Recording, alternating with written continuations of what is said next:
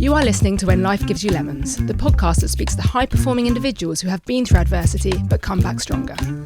I'm your host, Emma Levy, a physiotherapist who has helped elite athletes on their way to Olympic success. This podcast was born following my own trauma when I was diagnosed with breast cancer at the age of just 36. Sat in the chemo chair, I set myself the goal of starting a podcast to explore mindset and resilience. Before I introduce today's guest, I just want to thank you for listening and ask you to please press the follow button, which you can find on all major listening platforms. Also, a reminder, you can watch all of our episodes on YouTube and you can subscribe there as well to make sure you're not missing any of our content. You can also follow us on Instagram at Life Lemons Podcast. Now, on with today's show. Today, I'm welcoming Natasha Graziano to the podcast. Natasha is a world-renowned female motivational speaker, a mindset coach, a podcast host, and the author of a best-selling book, Be It Until You Become It, The Law of Attraction Explained Through Neuroscience and Ancient Wisdom. Natasha hasn't always had this success and came through a challenging time as a broke single mum. Despite the adversity she encountered in that period of her life, she was able to find her way out and has reached the highest of peaks in her professional and personal life. She believes that the ability to manifest her future, and by using her own method, Meditational Behavioural Synchronicity, known as the MBS method, is what helped to get her to where she is today. She has a staggering 20 million followers across Instagram, TikTok and YouTube, so I am super excited she has found time to talk to us today while she's down in London. So thank you, Natasha. Thanks for coming down today. Thank you for having me. What a beautiful introduction. I'm so excited for today. Amazing. As a fellow podcaster, I know it can sometimes feel a bit funny sitting on that side of the interview, but today you have the easy job and I get to ask you the questions. I love it. I get to be the guest. This is so exciting. My first podcast interview since being back in London for the holidays. Oh, that's really exciting. But before we truly get into it, just tell us a little bit about you. You're from the UK, but you're currently living in America. Is that right? Yeah, so I was born here in British and then I moved to LA. I moved to New York when I was like 18 and I've been back and forwards to the States for like a couple of years, back for a couple of years, back for a couple, and went back and forwards, and now the last 4 I've been in Los Angeles. Oh, so it's beautifully sunny over there, not like we have here in London right now. So nice. And am I right in saying you've just had a new baby? Yeah, I have. 12 weeks. Oh, wow. You're looking amazing. Thank you so much. Yeah, she's like a bundle of joy and all the tiredness that comes with it too. Yeah, how's it going? Yeah, it's good. I mean, I was a mom to an 8-year-old. I'm a mom to an 8-year-old, right? And so I was like, oh, I'm out the other side. There's no way that I'm doing this again. And like, I'm so out the other side. I'm focused on my career and focused on like my purpose and everything. And then boom, this bundle of joy shows up. And I was like, okay, cool. I get it. And now the blessing's here. I'm like, I couldn't imagine my life without her. Oh, that's lovely. I'm a mum of 3. Are so you? I get Amazing. how it feels to be that tired. Yes, yes. It's hard, but it's worth it, isn't so it? hard, yes. It's worth it. So before we go into where and who you are now, I feel we need to give your story some context, where it started. And like I said in my intro, you have had your own significant adversity. I've seen you describe yourself as being a broke single mum. I've heard about drug abuse. You managed to get from there to here. And in order to understand the success of that process, we need to understand where you came from. So can you tell us about your story and about that lowest time in your life? You know, the darkest time in my life was just after I gave birth to my son. So it was in 2016 I gave birth, but from there to about 2018 was the darkest time. I was a single mom in hundreds of thousands of debt. I didn't know how I would get out. Things just got progressively worse for me, right? So when people look at me now as this big best-selling author and all the wonderful accolades that you introduced me as, I'm like, oh no, that's not where it started. Like, that's where we are now. But do you know what I went through? Like, all literally the lemons that were squirted on me and all of the lemons that I like endured during that time that life gave me, and I turned it around. So in that place, I was depressed. I was suicidal at my worst. I didn't want to live another day like that. I was like, this is just awful. How bad can life get? And then I had an illness, and that was really, out of everything that you've ever been through in your life, and you've been through something challenging, an autoimmune disease called hypothyroidism, but I had it real bad. I was in bed for más o menos a year. It was so awful. I would just post online old pictures, or, you know, in those moments you feel good for just like 30 seconds, 2 minutes, I'd be like, oh my God, I'm going to go outside, I'm going to take a picture. And I would make it look like I was okay when nobody knew what was going on behind the scenes. So you were hiding how you were actually totally hiding. So I was so shamed, I guess, that I'd lost who I was. I'd lost every part of me in such a way that it felt really like I couldn't get out. But then one day I went, well, if this is how bad it can get, how good could it get? What's the exact opposite of this? And I remember listening to Denzel Washington playing in my ears, right? I was listening to one of his big motivational speeches, and I was like preaching life over myself in the mirror, and the makeup was streaming down my face, and I was looking at myself going, you can get out of this. Like, you can get out of this. You can break free. And I started to believe the words I said. I started to believe that pain was just temporary. I started to believe that I could escape this pain and suffering and trauma. And all of a sudden I was like, I'm going to get better 1%. I'm going to be a motivational speaker. But at the time I didn't even have a voice. And that's where the problem is. It's in the neck, the hypothyroidism in here. So I was like, that's ironic that it's coming from the place of where I have the problem.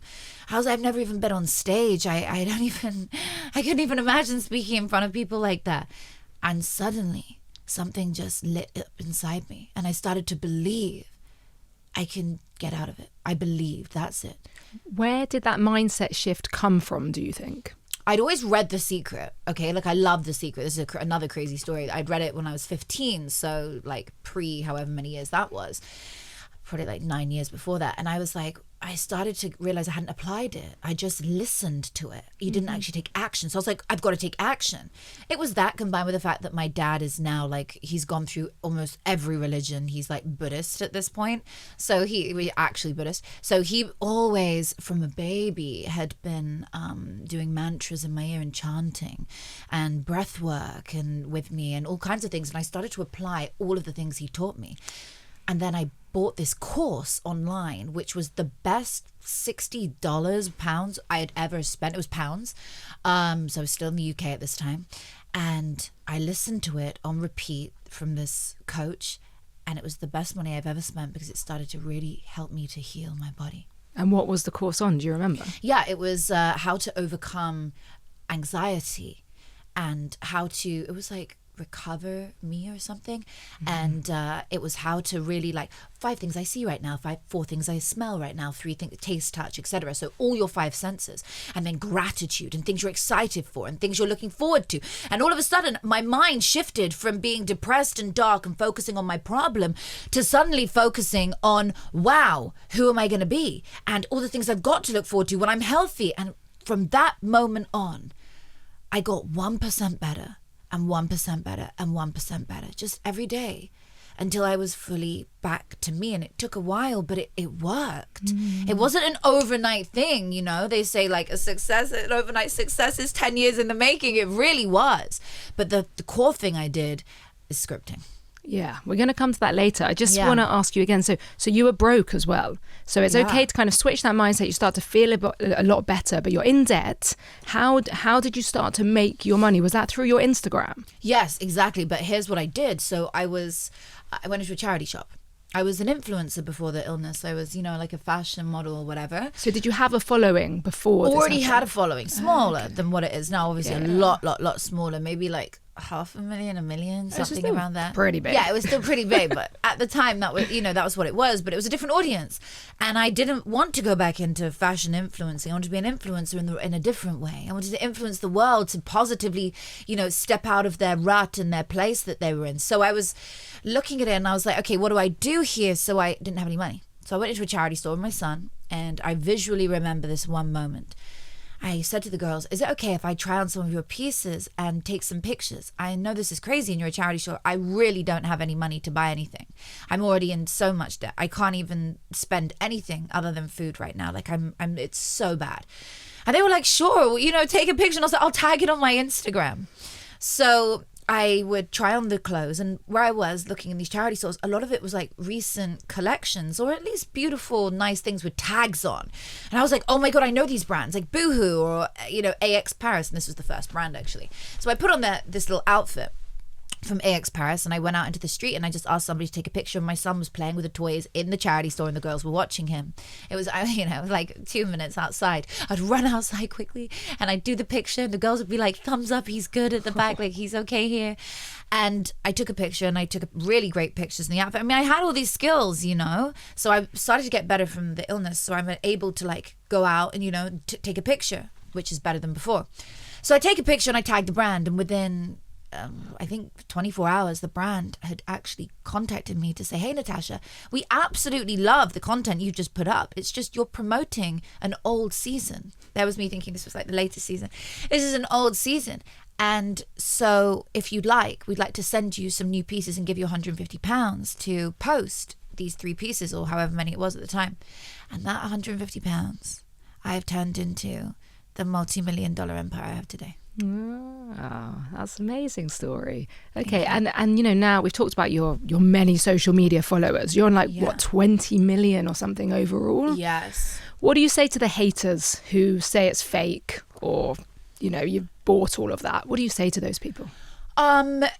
I mean, first of all, like half of Instagram followers are inactive. So everybody on their page has inactive followers. And you can have a look in this thing. It says flag for review. There's like a thing at the moment. If you have a look on your settings, and it will tell you how many are inactive, fake, or like not around. I have over 11 million that are active. So if that leaves me with 2 million that are inactive, I'm pretty effing good with that. Like, I'm cool. I don't mind. Like, if 2 million are, have come from wherever, that I've paid third parties to grow my page, and like a couple of million of them haven't been like completely, or they're inactive, or whatever you want to call it, I don't care how somebody gets in front of my face. How I found your podcast, how I find anybody's show, anybody in this world. I don't care how you get to me. If I like your work, I'm going to follow you. So I see it like, do whatever you've got to do to get the eyeballs and get in front of people, because the world needs your story. But it's up to you, once you've got that platform, of how you use it. Are you promoting bad things? Like, I own every single part of me. There is nothing that I don't own. I don't sit there and say I'm perfect, but I absolutely love the fact that I'm reaching millions and millions and millions of people. So whatever I did to be here works, because I've got real followers at this point. And you are real and you are genuine, and that's why you've bought your book today. Yes. Be It Until You Become It, The Law of Attraction Explained Through Neuroscience and Ancient Wisdom. But let's talk about manifesting. The word manifesting. I'm so fascinated by that word, because I don't think it existed until fairly recent years, right? I believe I have always manifested without knowing I was doing it. 100%. But can you explain to the listeners, first of all, what is manifesting? Okay, so manifesting is the law of attraction. It's the art of deciding what you want and getting it. It's having a desire, having a wish. It's exactly like when we're a child and we're like, I wish on a star for this, or I wish for this. That is manifesting. That's the asking part, the ask, believe, receive. So you ask for what you want, and then you start to see it around you, believe in it. You start to believe it even though it's not there. It's believing in the unseen. And then all of a sudden, here we are. You receive it. There are 3 parts to it. And so when we're a child, we're taught this exact thing: to ask, to wish, to believe. And I just believed, every part of me, that I could always have better, be better, and do better. And so I started to wish. I started to literally make wishes. And it started by writing them down on letters and sending them to Santa when I was like 6 years old. And then I started to get the toys I wanted. So I was like, oh my God, this really works. And then I started to script and started to write in a certain way. I'll go into that in a moment, because I know you want to talk about it. But I really decided manifesting for me was, it's not even something I do. It used to be, okay, today I'm going to separate 2 hours to manifesting. Today I'm going to do No, now it's just who I am. And it's in fact who everybody is. Like you just said, you didn't even realize you're doing it. The law of attraction, the last part of the word attraction, is action. So attraction, you've got to take action towards your goals. You don't just sit there and think, okay, I really want a pet dog, I really want a puppy. You have to probably go and take some action to get it. You have to go and look for it. Maybe you have to put up an ad. You have to take that first initial step. You want a promotion at work, you've got to go and speak to your boss, or I don't know, take the next step towards it. Or you want a new job, you're going to go and look for it online. This is all part of the manifesting process. However, when you're so powerful and so in tune with your own being, with everything you desire and everything you want, what really starts to happen is 75% of it is in here, in the mind. 25% of it is in the action. So it swaps. So now people are like, wait, you do 15-hour work weeks or less? You sit in your home and you manifest and things come to you? I'm like, of course. because it's such a powerful frequency that I'm on. I just believe wholeheartedly that obviously I'm already living that life. It's like, of course, mentality. It's like the rich girl life. I just believe in every single way that I'm healed, that I'm better, that I'm okay, that I'm richer than last year, that I'm this, that I'm this. I believe it. And then all of a sudden I get phone calls for the things that I want. I'm like, whoa, this is so amazing. You know, and it just starts with that small step. So I'm a little bit of a cynical person. Right. What is the science behind manifesting? Okay, so I'm going to give you a couple of really great things, because my TED Talk was on scripting, which was the science really I have behind listened it. to that. It's a great TED Talk. Lots of citations, which is very important. Yeah, and I'm manifesting to do a TED Talk. Are you? That's on my manifestation love list. that. Yeah. But anyway, sorry, it's not about me. Oh, I manifested that too. Yeah, so I wrote down, I'll give you the science and then I'll tell you about that. So the science behind it is that there's multiple parts in our brain that we don't use. There's parts in our brain, the reticular activating system, ventrolateral cortex, all these parts. I can go on for days on terminology, but I'll just give you a couple of examples. The reticular activating system filters 2 million bits of data every second, colors and sounds and things that you see, and it filters things that you deem as important. So what do you deem as important? Anything you focus your mind on is what your reticular activating system thinks you deem as important. So if you're sitting there dwelling on depressing things, you're going to attract more of those things to you. If you're sitting there dwelling on something positive and you're going, oh, actually, I am going to meet the love of my life and I am going to have Christmas next year with them and I'm going to have this wonderful experience, then guess what? Your brain will start to show you people, events and places to prove that belief system is real. It's a bit like when you're pregnant, you always see pregnant people everywhere. Yes. And when I was going through chemotherapy, everywhere I looked, I saw people, you know, with like no hair. People also going through cancer treatment. Did you also lose your hair during I it? actually wore the cold cap, which was there's quite a way. amazing. Yeah, there's a way these days. So that I wore this freezing cold hat that I managed to keep, I think 60% of my hair. Congratulations. I That's did amazing. very well. And well done on your, I think that's so amazing. Thank you. And I do actually want to hear about how you manifested your health. If we have time on the show today, I'd love to hear how you actually healed yourself, because of course treatment's one part, but the belief is the other. Yeah, well, that's the mindset side that I talk about on this podcast all the time. Wow. I don't believe I healed myself. I believe that the medicine healed me, but I think the mindset helps. No, it does. But you believe the medicine works. There's somebody out there who hasn't survived that. And I know someone who hasn't. And they didn't have the same mindset that you probably talk about now. They just went, you know, this was in their cards and that was it. Yeah. They didn't believe they were going to get out the other side. Whereas you went, I've got children, I'm going to get out the other side. I think it was probably during that. Yeah, I didn't doubt it for 1 second. I Yeah. was going to get out the other side. Yeah, so you knew you were going to get out. Yeah. Yeah, exactly. So that's what I mean. It's a mentality. But that's exactly what I believed when I was unwell. I was like, there's no way that I'm going to be in this place. I've lost my sparkle. Like, I've lost who I am. I was like, so that's what then enabled me to manifest everything else in my life, was if I could heal my body, which I do believe I did, because I actually, you know, and I will say this, and I do not advise this. This is just what I personally did. I took the meds and I weaned myself off them. And then I just let my mind continue with the rest of the work. But a lot went into that, you know. There was like diet and the way I looked after myself. I you know, so always consult with your doctor before you do anything like that. But it's very, you know, I think we just believe. A lot of it is belief. Like, do you actually believe that you're going to get out of this mess? Did I believe I was going to get out the debt? Yes, I did. But I really had a method in this madness, you know? Yeah, and is this then the scripting? Yeah.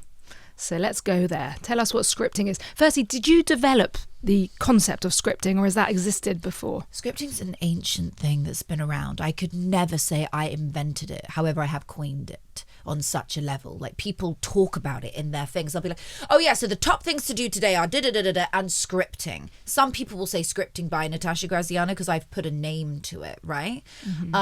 You know, who knows if who did it first. But when you've done a TED Talk on it and you've been talking about it for so many years, you're sort of like leading the way for this methodology. But it's like manifesting, you know, nobody owns that. It's something that's been around for years, but that's not a method, you know. Like Mel Robbins has the high five, you know, Grant Cardone has the 10x, that everybody has these things. Mine's scripting. We all have specific methodologies.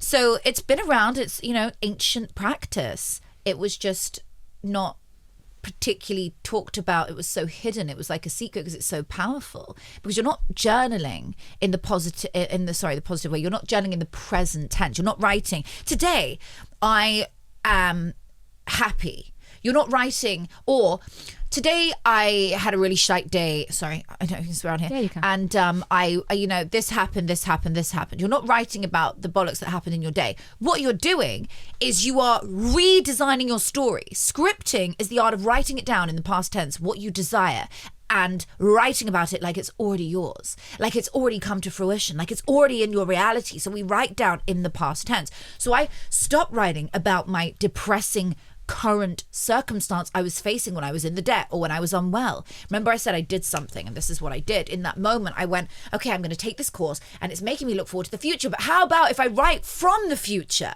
So I would put like today's date, whatever that is, let's say December whatever 24th, okay, and then underneath it I would then write, I had the best 2025 January, or I had the best year in 2026, whatever it might be, okay? I would write it down. I became the number one, I wrote this down, female motivational speaker in the world, and then Forbes wrote about it 6 months later.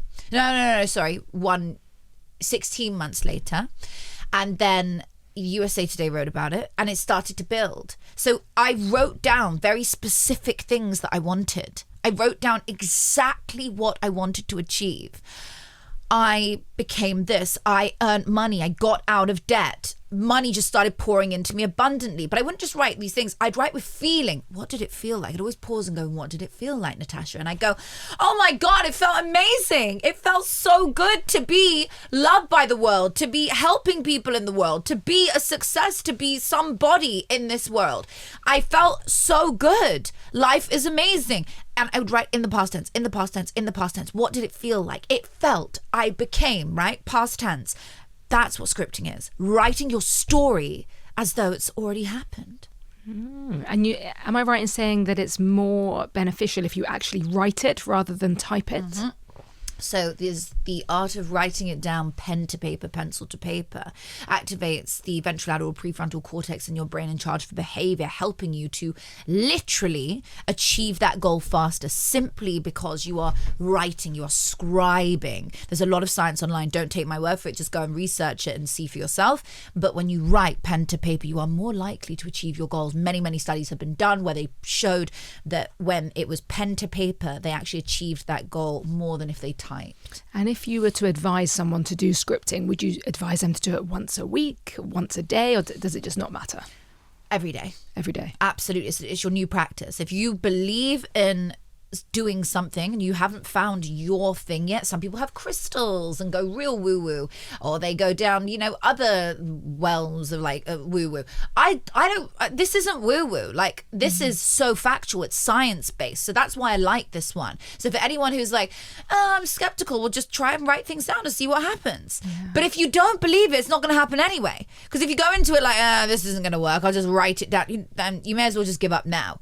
But if you are like, no, I'm going to change my life, I'm going to meet the love of my life, or I'm going to have a child, or I'm going to get the promotion at work, or I'm going to go and start my own business in the new year, right? Start writing it down and write about it every single day. So sometimes I'll just do career. Sometimes I'll just do money. Sometimes I'll just do love. But other times I'll do like 11 minutes, 12 minutes, 15 minutes. I like numbers, so usually 11. I put a timer on for 11 minutes before I go to bed. Is there any meaning in that number, 11? Oh yeah, 11. If you like numerology, it's an angel number. Okay. So everyone will have their numbers they see. Mine are like 333 or like 11. 11 is very universal, but 333 is like... mine is 7. Does that mean anything? Yeah, so if you see 7s everywhere, if you actually Google it, it will be very apparent to what you're going through. 777 usually has like a meaning of like protection and like certain things. You've got, you're in alignment with your vision and creativity, etc. So you can like go and see what it means.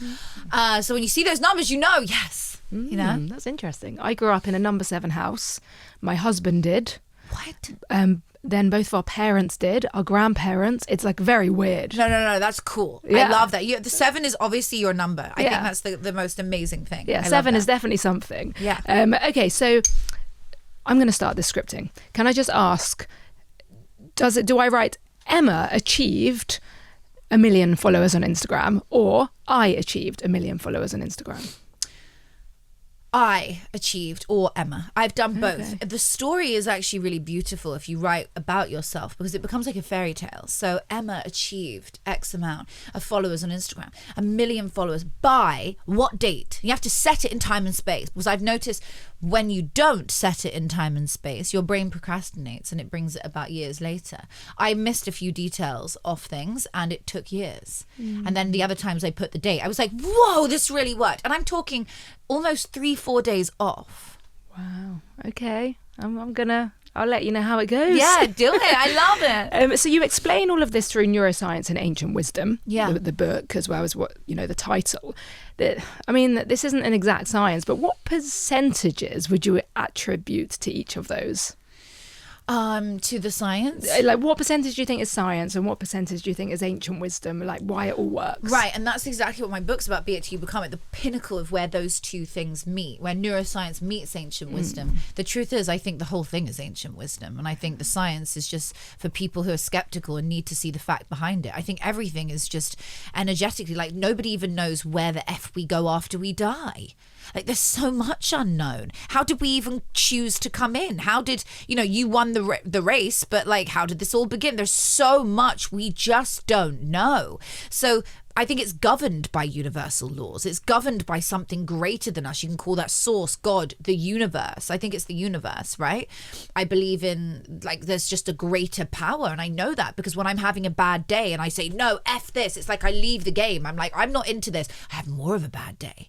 And everything, you hurt your toe in the morning and then you forget your bag and your keys and then everything just goes up. Like, I could have easily have said today's going to be a bad day because of what happened pre-coming here, and what happened on my way, and I was like, holy mouse. But I don't let that stop me. I'm like, no, I'm going to turn around what is meant to be against me and make it for me. I'm not going to, be in that trap. And so I believe that there is just science behind all the things that are already there and existing. That's it. Well, yeah, I think I agree with you because I, for instance, practice acupuncture. Oh, wow. And acupuncture is, based on ancient Chinese practice. And now we have found the science to back that up. There we go. Do you see what I mean? Yeah, they knew it thousands of years ago. There we go. They knew it. It's like the ancient hieroglyphics. If you listen to what was written and the way that they believe and the practices that they did, and the practices that the Egyptians did would be called woo-woo today. But, well, how did they build the pyramids? Yeah. We still don't have an answer to that. Yeah, so that's what I mean. Like, they knew something we didn't. They were doing things we did not know. We couldn't have built that if we look at it. There's absolutely no way. And either it was aliens, and I do also think that something came down. However, I'm not ignorant to think we're the only life in this entire galaxy. Like, you have to be crazy to think that. But the point is, there is science behind everything. So if you don't believe something, just go and research what is the science behind. Like, when I was studying my scripting methodology and Ted approached me, I had so much science because I just kept asking and playing devil's advocate. But how does this work? What's the science behind it?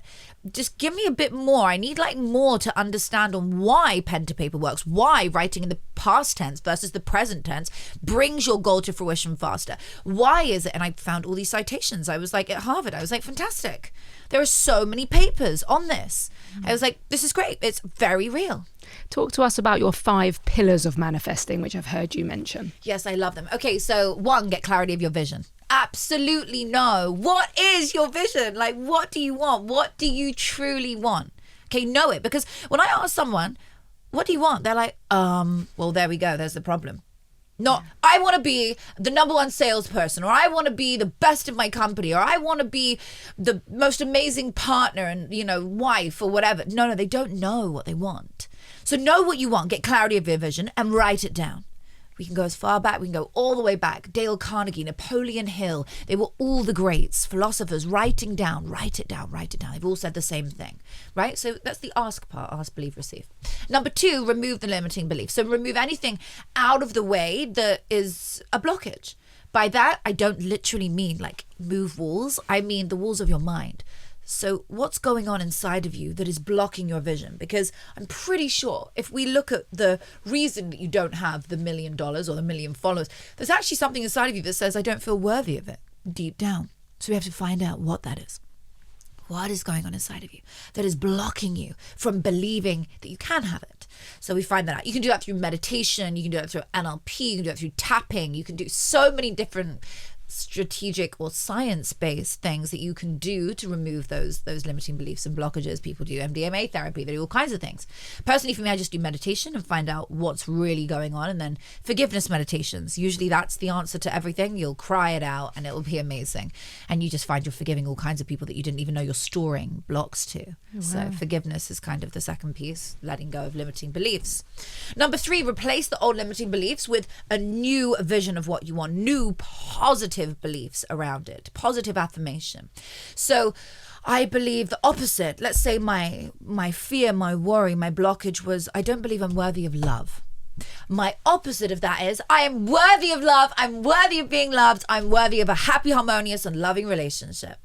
And so now I will start, like with the reticular activating system in our brain, the example, to watch Christmas movies about love, to watch love, to go out with couples who are happy, to be surrounded by love in every way, everything I'm ingesting, listen to podcasts like this that make me feel better, listen to other things that talk about love, anything to prove to my brain that it's possible for me. Okay, so that's like building the awareness about what your new belief system is. That's the reticular activating system. Okay, now visualization, number 4. So number 4 is visualize. You've got to visualize everything you want. That's usually a meditation. So you'll sit down and you'll visualize your life being loved, right? I'm just using that as the example for this today. Yeah. So I'm going to visualize and expand my vision is really what I say. So I'm going to put a vision board up with pictures of happy couples, of myself, you know, looking super happy in love with my dream home in the place where I feel loved. I'm going to go on dates with other happy couples, and I'm going to ask them about what it takes to be loved. I'm going to really tap into the vision here, and I'm going to do meditation and really see it and visualize for 3 minutes a day. What does it feel like to be in a happy, harmonious and loving relationship where this person adores me? What does it feel like? I feel so good, and like I feel their arms around me. I literally bring it to life. Number 5, the 5th pillar and the final most important pillar is take inspired action. Go out there and take action towards it. Don't sit down and just think it's all going to come to you. Because it will one day once you're on such a high vibration like I play in, and many people do play in, where it's like, yeah, I can literally say, I want to do a particular show on this, and then I'll get a phone call about it. It's so crazy the way that it happens at this point. But before that, and I still don't stop with this pillar, take inspired action. I go out there and I actively take action towards the thing I want. You know, how can I find love? Well, maybe I'll join a dating app, or maybe I'll go through my Instagram DMs, which are pretty crazy. Or maybe I will do something with a friend that's going to take me out my comfort zone. I might meet other people in this place. Take inspired action. And those are the 5 pillars of manifesting. I think I really like the take action one, because I think sometimes people hear about manifesting and maybe they forget about the actionable one, and we have to do that. You know, you have to I feel like your pillars are everything I've kind of always believed in without categorizing it into pillars. And you mentioned meditation in a lot of those. Is that so? We also got your MBS method I've read about. Oh yeah, so the MBS method I created is called Meditational Behavioural Synchronicity. It's the art of meditating. It's more of a science-based meditation. We do breath work at the start, not the usual calm breath work. It's like more like Wim Hof style. And you really take it up. And you take it up where you get high, if you want, on your own breath. And then you meditate. See, most people think that you go calm down in meditation, which you do for many parts, and it's very relaxing, and then you go to an alpha state. But how about if you tapped in to a different part of your brain? You release chemicals which are enhancing the ability for you to visualize, to go deeper into the alpha and the theta state faster.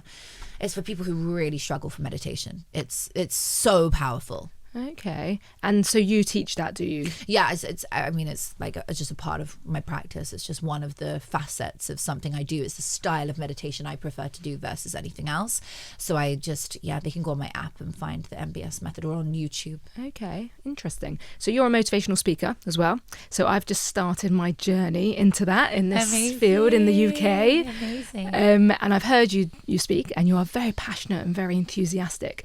How does that come across to the UK audience who are a little bit more cynical and reserved? Yeah, it's definitely different, and I don't change my personality just because an audience is more cynical or reserved, and they're my home people. Like, this is where I'm from, so I'm like, I'm gonna wake you up, mofo. Like, I'm gonna make you feel alive. I'm gonna make you feel the thing that you didn't feel, and maybe you've heard it a million times, but suddenly for me it will just work. Or maybe, you know, you keep seeing me and it's so annoying, some of the videos, they're so in your face, but then you really do get it. It really hits you. The message got through to you and you did the shift you needed. Yeah, I'm definitely going to take some of your enthusiasm through into my speaking. Yes, for sure. I think I'm a little bit too British. But everybody has their own style. And like, the truth is, just go out there and project to the back of the room. Talk to the person at the back of the room and the person at the front. I will never forget the people who were on the front row. My very first talk, who was on the front row? This guy wearing a Hawaiian shirt, and I will never forget him. I can literally see his face at the front. He's waving as if it was like, hi mom. Oh my god. And he was wearing this Hawaiian shirt, and I was like, I will never forget you. You gave me peace. That guy gave me peace when I was talking my first ever big speech, 2020, after COVID had lifted. I moved straight to America. It was a wild ride, because I was meant to have moved before COVID and ended up staying here, but it was great because I was on Clubhouse, and that's how I got famous, if you want. I ask my guests often what strategies they've used to get to where they are today. Right. Now, obviously, you've mentioned loads. Anything that you haven't mentioned that you also believe has got you to where you are today? Wow, that's a beautiful question. Yeah, I think truly, well, scripting has been the real answer to it.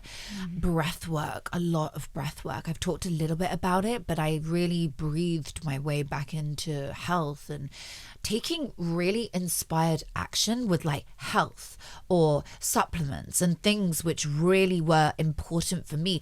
Because I think what had happened was I never realized health is actually its own pillar.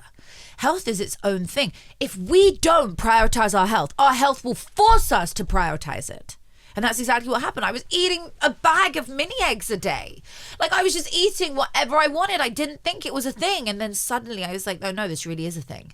Oh my gosh, I've eaten my way into an autoimmune disease because I'm just feeding my body and inflaming it. And inflammation is what causes autoimmune. And, you know, I really researched it and studied it. And then I realized, okay, I've got to change. So now I do my bloods regularly. I have my bloods checked. People always say to me, whoa, I have like 36 supplements I take a day, and they change in 3 months. And they're like, why did you take all that? What is it? Or what can I take? And I'm like, no, this isn't for you. This is my blood type. Exactly what my body is lacking. These are the things that I take. And so, yeah, I think I have them with me, like in my bags to take all the time. So I do that kind of thing, which is all science. Yeah. So I look after my health, which is very important. I like to say no body without mind, no mind without body. Yes. And I think we do need to look after our bodies so much. I had on a neuroscience a few weeks ago on the podcast, and he was talking about blood work as well, and the importance of specific blood work. That's exactly what I'm talking about. It's got to be specific. It's got to be tailored to you, because there's no point taking supplements 100%. That actually you don't need. No, exactly. Like, you really have to take whatever is for you. Vitamin C, liposomal is amazing for everyone. Vitamin D is amazing for everyone. Vitamin B12. There's a lot of things that are really good for almost everybody.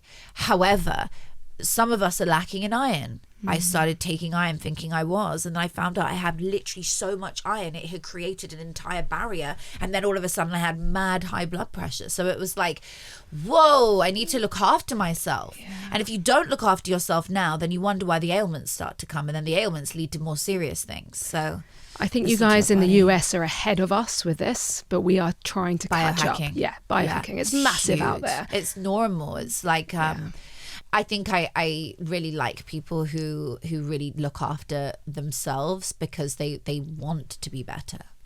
Final question for you, Natasha. If you could go back in time to when things were their most challenging, what do you wish you could have told yourself?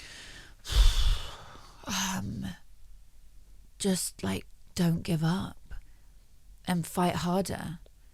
Just don't give up and don't worry so much. Really don't worry so much, because if you sit and worry all the time and you just focus on the worry, you're going to attract more of the worry to you. So I read this book, which really saved me in so many ways, How to Worry Less and Live More by Dale Carnegie. And what's really beautiful is I have one of the original copies that was 81 cents. I found it under the floorboards in my house in Vancouver. Oh, wow. phenomenal story for another time. But that's how I found the book. And I was clearly worrying at that point in my life because the book just turned up amongst some other dusty books. And I was like, holy mouse, I have an original. I keep it. And it's very beautiful. It's taught me how to stop worrying so much and start living. Another one for my reading list. Thank you. Yes, you will love it.